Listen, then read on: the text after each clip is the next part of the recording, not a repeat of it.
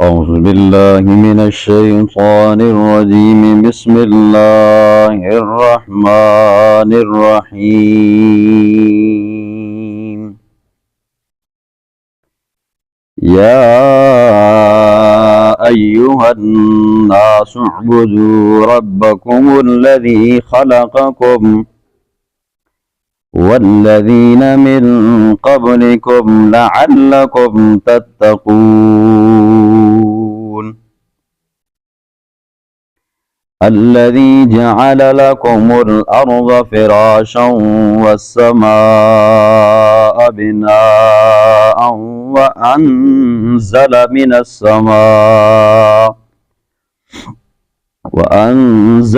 السماء ماء فأخرج به من الثمرات رزقا لكم فلا تجعلوا لله أندادا وأنتم تعلمون صدق الله العظيم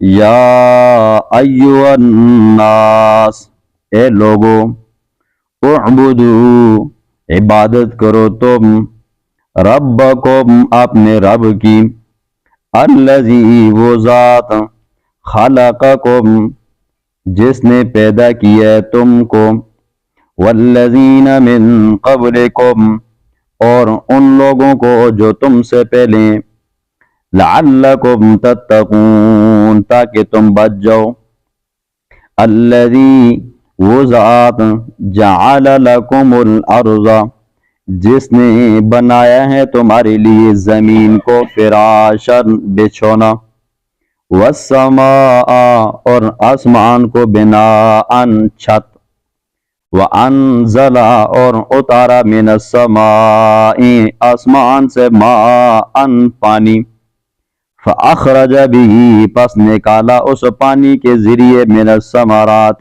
پھلوں کو رزقا لکم جو تمہارے لیے رزق ہے فلا تجعلوا پس نہ بناؤ تم اللہ کے لیے اندادا شریک وانتم تعلمون حالانکہ تم جانتی بھی ہو۔ کل کے درس میں آپ نے دو مثالیں سنی تھیں۔ اللہ رب العزت نے منافق بندی کی دو مثالیں بیان فرمائی۔ آج کے درس میں اللہ رب العزت توحید باری تعالیٰ کے اوپر دلائل بیان فرمائیں گے۔ جیسا کہ شروع میں آپ نے سنا تھا کہ ہر صورت کا ایک ربط ہوتا ہے اور ہر رکوع کا ایک ربط ہوتا ہے۔ ہمارے استاد شیخ عبدالسلام صاحب رحمہ اللہ کے استاد شیخ القرآن حضرت مولانا غلام اللہ خان نور اللہ مرقدہ ان کی طرز کے مطابق ہر صورت کا دوسری صورت کے ساتھ ربط بیان کیا جاتا ہے، اور اسی طرح ہمارے استادوں کے استاد حافظ الحدیث والقرآن حضرت عبداللہ درخواستی صاحب رحمہ اللہ ان کی طرز کے مطابق ایک رکوع کا دوسرے رکوع کے ساتھ ربط بھی بیان کیا جاتا ہے۔ اور اسی طرح ہمارے استادوں کے ایک استاد یہ بھی ہیں امام اہل سنت حضرت مولانا سرفراز خان صفدر صاحب رحمہ اللہ، وہ بھی رکوع کو رکوع کے ساتھ ربط بیان فرماتے ہیں۔ حضرت درخواستی رحمہ اللہ کے نزدیک اس رکوع کا جو ربط ہے وہ چار چیزیں ہیں۔ اس رکوع کا خلاصہ چار چیزیں۔ نمبر ایک، توحید دلائل عقلیہ سے اللہ بیان فرمائے گا۔ نمبر دو، منکرین قرآن کو اللہ چیلنج دے گا۔ نمبر تین، اللہ رب العزت مومنین صالحین کے نتائج کو بیان فرمائے گا، اور منکرین کے انجام کو اللہ بیان فرمائے گا۔ یاد رکھیں، قرآن کے اندر اللہ رب العزت نے تین بنیادی اصولوں کو بیان فرمایا ہے۔ پہلا اصول، پہلا عقیدہ توحید باری تعالی، دوسرا عقیدہ رسالت، تیسرا عقیدہ قیامت۔ اللہ رب العزت قرآن کے اندر ان تین عقیدوں کو ہر جگہ پہ بیان فرمائے گا۔ پھر باقی جتنے عقائد ہیں وہ ان کے ماتحت ہیں جی۔ اور امام اہل سنت رحمہ اللہ کی طرز کے مطابق پچھلی رکوع کے ساتھ اور پچھلی سورت کے ساتھ ربط یہ ہے کہ سورت فاتحہ میں ہم کہتے ہیں اے اللہ ہمیں تو ہدایت دے، پھر اللہ رب العزت نے سورت بقرہ میں فرمایا جو ہدایت نامہ تم ہم سے مانگ رہے ہو نا، فرمایا ذالک الکتاب، وہ ہدایت نامہ یہ کتاب ہے، اس کو پڑھو، یہ ہدایت نامہ جو تم مانگ رہے تھے یہ میں نے تمہیں عطا کر دیا، اب اس کو پڑھو۔ اب وہ ہدایت نامے کے اندر کیا ہے؟ آج اللہ رب العزت اس ہدایت نامے کے اندر جو بنیادی 3 عقائد ہیں اللہ ان کو بیان فرمائے گا۔ اللہ رب العزت پہلی اس آیت کے اندر یا ایھا الناس اعبدوا ربکم، اس کے اندر اللہ توحید باری تعالیٰ بیان فرمائیں گے۔ پھر آگے اللہ رب العزت وَإِن كُنتُمْ فِي رَيْبٍ مِّمَّا نَزَّلْنَا، اس کے اندر اللہ رب العزت رسالت کو بیان فرمائیں گے، اور آگے اللہ رب العزت کیف تکفرون باللہ وکنتم امواتا، اس کے اندر اللہ رب العزت قیامت کو بیان فرمائیں گے۔ سنیں یا ایھا الناس اعبدوا، اے لوگوں اعبدوا ربکم، عبادت کرو اپنے رب کی، الذی خلقکم، وہ ذات جس نے تم کو پیدا کیا ہے، والذین، اور ان لوگوں کو، من قبلکم، جو تم سے پہلے گزرے، لعلکم تتقون، تاکہ تم بچ جاؤ۔ قرآن مجید کی یہ آیت کریمہ اللہ فرماتے ہیں یا ایھا الناس، اے لوگو، تو یاد رکھیں آپ صلی اللہ علیہ وسلم سے پہلے جتنے بھی انبیاء آئے، ان انبیاء میں سے بعض انبیاء کو کسی خاص قوم کے لیے اللہ نے پیغمبر بنا کر بھیجا، بعض پیغمبروں کو اللہ رب العزت نے خاص بستی کے لیے پیغمبر بنا کر بھیجا، بعض پیغمبروں کو خاص وقت کے لیے پیغمبر بنا کر بھیجا۔ امام الانبیاء جناب محمد مصطفیٰ صلی اللہ علیہ وسلم کو اللہ نے فرمایا وما ارسلناک الا کافۃ للناس، میرا سونا محمد رسول اللہ، ہم نے آپ کو تمام مخلوقات کے لیے پیغمبر بنا کر بھیجا، اور کب تک کے لیے بھیجا؟ قیامت تک کے لیے بھیجا۔ یہ ہمارے پیغمبر کی کیا جی شان اور عظمت ہے۔ ذہن میں یہ سوال آتا ہے جب اللہ رب العزت نے جنوں ان سب کے لیے اللہ نے حضور صلی اللہ علیہ وسلم کو پیغمبر بنا کر بھیجا ہے، تو پھر اللہ نے یوں کیوں کہا یا ایھا الناس، اوے لوگوں؟ اللہ پھر جنوں کو بھی مخاطب کرتا، باقی مخلوقات کو بھی مخاطب کرتا، تو اس کا جواب یہ ہے، یاد رکھیں زمین کے اندر حضرت آدم علیہ السلام کے اتارنے کے بعد سے لے کر آج تک، آج سے قیامت تک، زمین کی جو خلافت ہے اللہ نے انسانوں کو عطا فرمائی ہے، اور انسان کیا ہے جی اصل ہے، جنات کیا ہے جی اس کے تابع ہیں۔ تو اللہ رب العزت نے اصل کا ذکر فرمایا، جب اصل کا ذکر آ جاتا ہے نا جی، باپ کا ذکر آ گیا تو اولاد کا ذکر آٹومیٹک آ جاتا ہے، تو اللہ نے انسانوں کا ذکر فرمایا، جنات تابع ہیں تو جنات خود بخود آگے۔ اعبدوا ربکم، عبادت کرو اپنے رب کی۔ عبادت کی قسمیں آپ نے سنی ہیں، عبادت چاہے قولی ہو، زبان سے ہو، تو یہ بھی کس کے لیے ہونی چاہیے؟ اللہ کے لیے ہونی چاہیے۔ مال، شکرانہ، نذرانہ، فطرانہ، عطیانہ، جو بھی جس کو نام دیا جائے جی، ٹھیک ہے، یہ بھی کس کے نام کا ہونا چاہیے؟ اللہ کے نام کا ہونا چاہیے۔ قولی، زبانی، فعلی، مالی۔ فعل ہے وہ بھی کیا ہے جی سجدہ کرتے ہو، تو یہ بھی کس کے لیے ہونا چاہیے؟ اللہ کی۔ التحیات للہ والصلوات والطیبات، اے اللہ میری جسمانی عبادتیں بھی تیرے لیے، میری بدنی، میری مالی، نفلی عبادتیں سب کی سب کس کے لیے؟ تیرے لیے۔ رب کس کو کہتے ہیں؟ آپ نے سنا ہے رب اس ذات کو کہتے ہیں جو عدم سے وجود بخشے۔ ہم نہیں تھے، اللہ نے ہمیں کیا کیا جی؟ وجود بخشا۔ وجود بخشنے کے بعد جب دنیا میں آئے، اب اللہ ہماری ضرورتوں کو پورا کر رہا ہے جی۔ کب تک کرے گا یہ بھی اللہ کے علم میں، جب تک ہماری زندگی ہے تب تک کرے گا۔ اس کو کیا کہتے ہیں جی؟ رب کہتے ہیں۔ اب سوچو ایسی کوئی اور ہستی ہے جو ہمیں عدم سے وجود بخشے، پھر وجود بخشنے کے بعد ہمارے مرنے تک ہمارے رہنے سہنے کا، کھانے پینے کا، ہماری خوشی غم دکھ سکھ کا انتظام کرے؟ نہیں ہے نا جی، صرف اللہ کی ذات ہے۔ الذی خلقکم، اللہ وہ ذات ہے جس نے پیدا کیا ہے تم کو، والذین من قبلکم، اور اس نے پیدا کیا تم سے پہلے لوگوں کو۔ اللہ کی ایک صفت ہے نا جی، صفت خالقیت۔ یہ صفت خالقیت اتنی واضح صفت ہے جس کا انکار اندھا بھی نہیں کر سکتا۔ جس کو اللہ نے آنکھیں نہ دی ہو نا جی، وہ بندہ بھی انکار نہیں کر سکتا، لیکن ضدی بندہ ہو نا جی، وہ بھی کیا کرے گا جی؟ انکار کرے گا. ضدی بندہ انکار کرے گا، لیکن یہ کہ اندھے سے اندھا بندہ ہو، پاگل بندہ ہو بھی ہے، وہ انکار نہیں کرے گا. حتیٰ کہ اس زمانے کے پکے مشرک، سکہ بند مشرک، ڈھیچ قسم کے مشرک بھی اللہ ان کے بارے میں کہتا ہے وَلَئِن سَأَلْتَهُم مَّنْ خَلَقَهُم، میرا محبوب ان سے پوچھ کہ ان کو کس نے پیدا کیا ہے، لَيَقُولُنَّ اللَّهُ، تو ضرور بضرور یہ کہیں گے ہمیں پیدا کرنے والا کون ہے جی؟ اللہ ہے. وہ پکے مشرک جو لات، منات، عزا، حبل کے پجاری تھے، میرا محبوب ان سے پوچھ کہ تمہیں بتاؤ کس نے پیدا کیا ہے. تو یہ ظالم بدبخت بھی کیا کہتے ہیں جی؟ ہمیں پیدا کرنے والا کون ہے؟ اللہ ہے.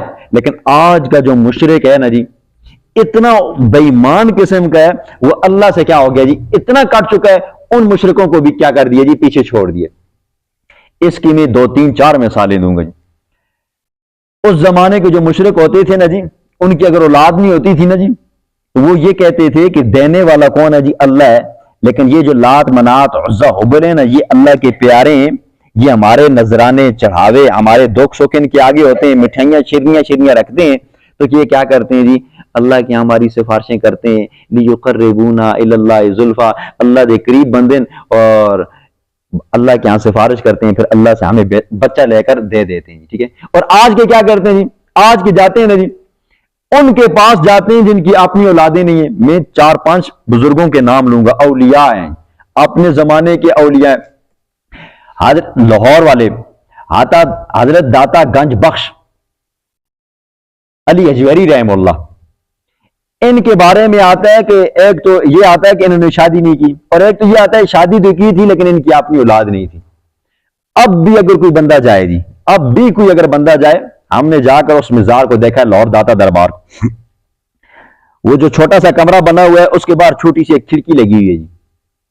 جن لوگوں کی اولاد نہیں ہوتی وہ وہاں پر اس کھڑکی کو جا کر اس لکڑی کو چومتے ہیں. اتنا انہوں نے چوما ہوا ہے، اتنا چوما ہوا ہے، وہ لکڑی کیا ہوگی ہے جی؟ گھس گئی ہے. جس کی اپنی اولاد نہیں تھی، جس بزرگ کی اپنی اولاد نہیں تھی، اس سے جا کر کیا کرتے ہیں جی؟ اولاد مانگتے ہیں. اسی طرح ہمارے پاکستان کے مشہور ہیں جی حضرت لال شاہ عباس قلندر رحمہ اللہ، یہ بھی بڑے اولیاء میں سے ہیں جی، لیکن ان کی اپنی اولاد نہیں تھی. لوگ ان کے پاس بھی جاتے ہیں، کیا کرتے ہیں جی؟ اولاد مانگتے ہیں. یاد رکھیں، اولاد دینے والی ذات کس کی ہے جی؟ اللہ کی ہے. کس کی ہے جی؟ اللہ کی ہے. حضرت ابراہیم علیہ السلام کی عمر مبارک کتنی ہوگی ہے جی؟ ایک روایت میں آتا ہے 100 سال، اور ایک میں آتا ہے 120 سال جی. کون ہے جی ابراہیم؟ پتہ ہے؟ اللہ کے بعد سب سے بڑی جو ہستی ہے وہ امام الانبیاء ہمارے پیغمبر جناب محمد صلی اللہ علیہ وسلم کے. دوسرے نمبر پر حضرت ابراہیم خلیل اللہ ہے. کون ہے جی؟ اللہ کا خلیل ہے، لیکن اللہ نے اولاد نہیں دی. اولاد نہیں دی.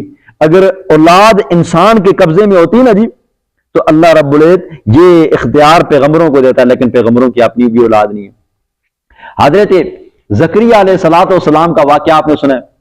زکریا علیہ السلام کی اولاد نہیں تھی، مائی مریم کی کفالت کر رہے تھے، تو حضرت زکریا علیہ السلام کے حصے میں آئی تھی.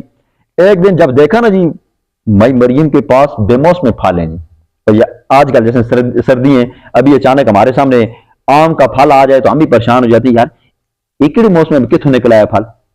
ایک دن دیکھا، دوسرے دن دیکھا نا، تو کہنے لگے یا مریم انا لک ھذا، یہ پھل کدھر سے آتے ہیں بے موسم؟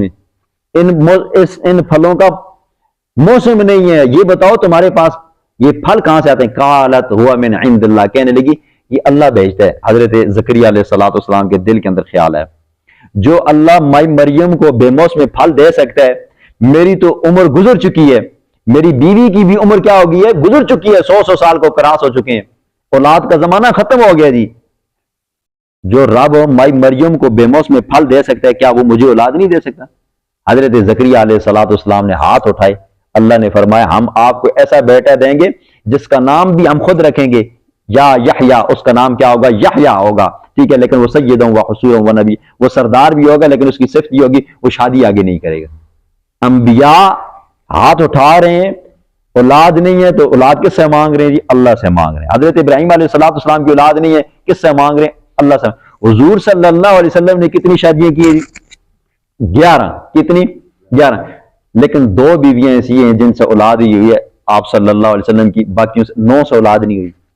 کون ہے جی؟ امام الانبیاء، اللہ کے بعد جس کا سب سے بڑا مقام ہے اس کی اپنی 9 بیویوں میں سے اولاد نہیں ہے تو اسی کیا کرتے ہیں جی فلانا بابا دیسی فلانا بزرگ دیسی.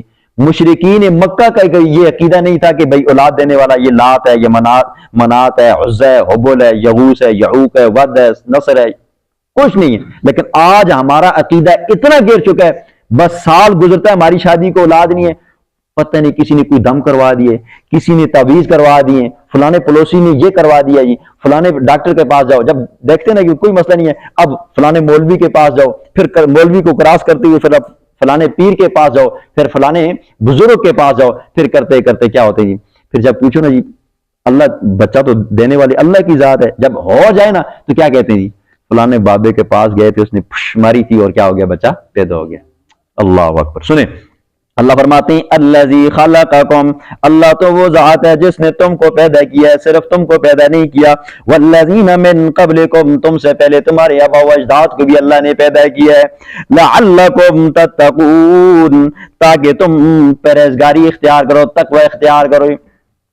امام ابن کثیر رحمہ اللہ نے اس آیت کے تحت 3 واقعات لکھے ہیں جی. امیر صاحب جاکسوں اللہ رب العزت کی قدرت کے 3 واقعات لکھے جی. امام ابن کثیر رحم اللہ نے یہاں پر 3 واقعات لکھے ہیں. سنیں ایک واقعہ امام ابن کثیر رحم اللہ نے امام اعظم ابو حنیفہ رحم اللہ کا لکھا، ایک واقعہ امام احمد بن حنبل رحم اللہ کا لکھا، ایک واقعہ امام شافعی رحم اللہ کا لکھا جی. یہ غور سے سنیں جی اللہ کی قدرت کے دلائل کیا ہیں جی. امام اعظم ابو حنیفہ رحم اللہ کا زمانہ ہے، کسی علاقے کے اندر کسی بستی کے اندر داریوں کا زور بن گیا جی. داری زیادہ ہو گئے. داری اس کو کہتے ہیں جن کے ہاں خدا کا کوئی وجود نہیں ہوتا، کوئی تصور نہیں، وہ خدا کو مانتے ہی نہیں ہیں. تو اس بستی کے لوگ پریشان ہوئے، ہم کیا کریں گے، آپ کے ساتھ مناظرہ کریں گے جی. ہمارا ایک مولوی ہے، ہمارا ایک امام ہے جو آپ کے ساتھ مناظرہ کرے گا اور آپ کو کیا کرے گا جی، آپ کو اللہ کی قدرت کے دلائل سمجھائے گا. وہ گاؤں کے لوگ امام صاحب کے پاس آ گئے، امام صاحب کو بتایا کہ ہماری بستی کے اندر اس طرح کفار آ گئے ہیں جو اللہ کو نہیں مانتے، اللہ کے وجود کو نہیں مانتے، لہٰذا آپ چلیں ہمارے ساتھ اور مناظرہ کرتے ہیں. امام صاحب رحم اللہ نے کہا کہ آپ اس طرح کریں، جائیں، وقت ٹائم متعین کریں، جگہ کا تعین کریں، پھر اس کے بعد ان کے ساتھ مناظرہ کیا جائے گا. دائری کو آگر ٹائم بتایا گیا، جگہ بتائی گئی، فلاں دن پہ فلاں تاریخ پہ فلاں جگہ پر امام اعظم ابو حنیفہ رحم اللہ کا داریوں کے ساتھ مناظرہ ہوگا. وہ جو داری تھے نا، داری اللہ کے وجود کے منکر، وہ بھی بڑے خوش ہوئے جی. اب کیا کریں گے جی، مسلمانوں کے امام کو، مولوی صاحب کو ہرائیں گے اور سب مسلمانوں کو کیا کر دیں گے، ہم کافر بنا دیں گے. خیر امام صاحب رحم اللہ اس دن اس جگہ پر پہنچے، لیکن تاخیر سے پہنچے. تو وہ جو داری تھا اس نے کہا ہم نے تو آپ کے بارے میں بڑا سنا تھا، آپ وقت کے پابند ہو، آپ وعدے کے کیا ہو جی، پاسداری کرنے والے ہو. آپ نے ٹائم بتایا، وقت بتایا، اور آپ نے کیا کری، اتنی تاخیر کر دی جی. امام صاحب رحم اللہ تھوڑا خاموش ہوئے. کہا اصل میں میں وقت پر نکلا تھا، لیکن ہوا میرے ساتھ یہ، میں دریا پہ پہنچا تو میں نے دیکھا کوئی کشتی نہیں ہے. اچانک میں نے دیکھا کہ بڑا درخت ہے، وہ میرے سامنے پھٹا، پھٹنے کے بعد نیچے گرا، گرنے کے بعد اس کے آٹومیٹک تختے بننے لگ گئے. تختے بنے، تختے بننے کے بعد پھر میں نے دیکھا کہ وہ تختے جڑنے لگ گئے. پھر میں نے جب دیکھا تو ایک بہترین قسم کی کشتی بن گئی. پھر میں نے دیکھا وہ کشتی چل کر میرے پاس آئی، مجھے بیچ میں بٹھایا، خود بخود چلنے لگ گئی، مجھے دریا کے پار کروایا. بس وہ تھوڑا سا وقت لگ گیا وہ کشتی بننے میں، کٹنے میں. تو وہ جو داری تھا نا کافر، ان کا جو مناظر تھا، اس نے کہا ہم نے تو آپ کا بڑا نام سنا تھا، آپ تو بڑے سمجھدار تھے، ہم نے آپ کے بارے میں بڑا سمجھداری کا سنا تھا، آپ بڑے سمجھدار ہو، بڑے ذہین ہو، آپ تو انتہائی قسم کے کیا جی نہ سمجھو. ایسا کیسے ہو سکتا ہے کہ بھئی درخت پھٹے اور وہاں سے تختے بنے، تختے بننے کے بعد کیلیں لگیں، کیلیں لگنے کے بعد کشتی بنے، کشتی بننے کے بعد اور آپ کے پاس جائے اور آپ کو بیچ میں بٹھائے، پھر آپ کو لے کر چلے اور دریا کے پار چلے اور آپ کو یہاں تک پہنچائے. ایسا کیسے ہو سکتا ہے؟ امام صاحب رحم اللہ نے کہا ایک چھوٹی سی کشتی جو نہ خود بن سکتی ہے، نہ خود چل سکتی ہے، نہ خود جڑ سکتی ہے، تو خود بتاؤ یہ پوری دنیا کا نظام، اس عالم کا نظام چلانے والی بھی آخر کوئی ذات ہوگی نہیں. یہ اتنی بڑی دنیا کا نظام ویسے چل رہا ہے، تم کہہ رہے ہو کہ بھائی اللہ نہیں ہے۔ تو جس طرح ایک کشتی بغیر ملاح کے، بغیر ترخان کے نہیں چل سکتی، یہ دنیا کا نظام ایک اللہ کے سوا نہیں چل سکتا۔ مناظرہ ہارے، سب کے سب مسلمان ہوئے۔ دوسرا واقعہ سنیں، کسی نے امام احمد بن حنبل رحمہ اللہ سے سوال کیا کہ اللہ کے وجود کے اوپر آپ کے پاس کیا دلیل ہے؟ تو امام احمد بن حنبل رحمہ اللہ نے کہا کہ ایک قلعہ، ایک مکان ہے، قلعہ، اس کا کوئی دروازہ نہیں ہے، اس کی کوئی کھڑکی نہیں ہے، اچانک اس کی دیوار پھٹتی ہے، پھٹنے کے بعد اندر سے انتہائی خوبصورت، حسین و جمیل اور خوبصورت آواز والا ایک حیوان نکلتے ہیں، وہ سنتا بھی ہے، وہ دیکھتا بھی ہے، چلتا بھی ہے۔